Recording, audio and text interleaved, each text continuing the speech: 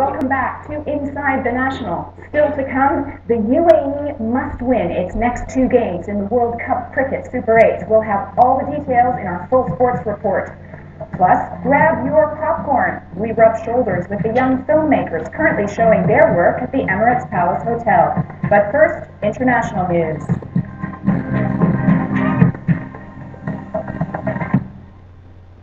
Pakistan's President Asif Ali Zardari has signed a controversial bill introducing Sharia law to the Swat region. Zardari made a deal with the Taliban in February that he would impose Sharia law on Swat if the Taliban end their two-year insurgency. Pakistan's parliament has urged Zardari to honor that promise. The deal has been criticized by human rights campaigners and Zardari's Western allies, concerned it could lead to human rights abuses. Michael Jabri-Pickett joins me now on the foreign desk. Michael, how was this deal struck? You had Sufi Muhammad, who is a Pakistani Taliban leader, who had been in prison up until about 8 or 9 months ago.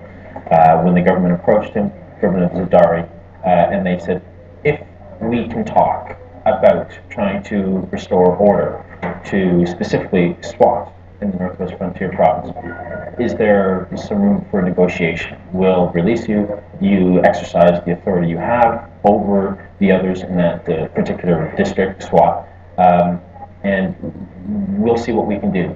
And they started talking. He negotiated the deal in February, and it was signed into law last night. So why did it take such a long time then, if the deal was struck in February and we're only seeing it kind of on the ground from now? Why the delay? Well, these things take time. They have to get the message out. They have to get everybody on board. Also, specifically in Islamabad, the parliament, they had to vote on it. They approved the law, and that's when Zardari signed it soon after that. Okay. Do you think we're going to see schools closing now and a tightening on life as it's being led by the people on the ground in Swat? This is one of the concerns that Amnesty International has, is that women specifically will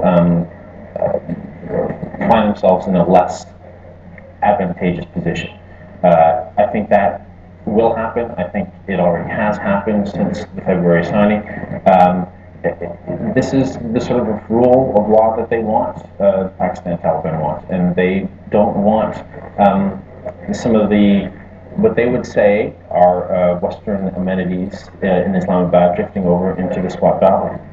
So this, I guess, puts the U.S. and Zardari's Western allies in a bit of a tight spot, really, because Zardari has U.S. and Western support, but the U.S. and the West is interested in seeing those schools stay open, and they have issues with Sharia law.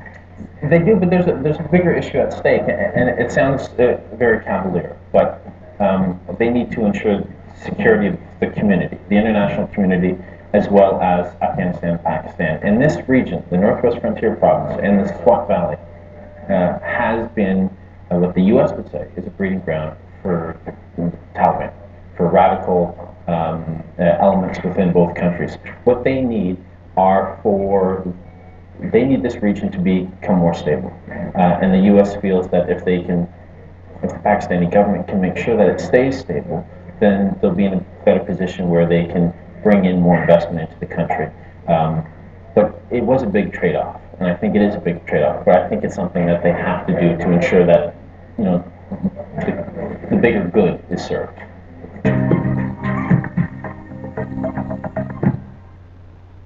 In other international news, in Bangkok, leaders of this week's anti-government protests are urging demonstrators to disperse.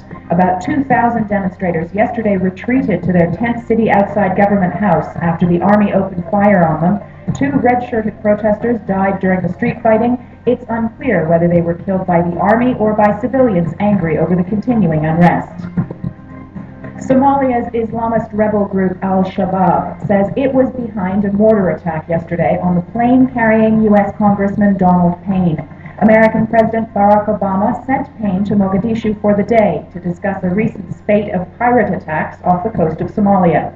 3 Somali civilians were killed in the attack and 25 were injured.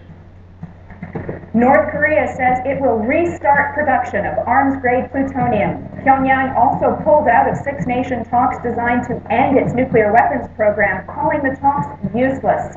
The move comes after the UN Security Council yesterday voted unanimously to continue economic sanctions against North Korea in response to its rocket launch earlier this month.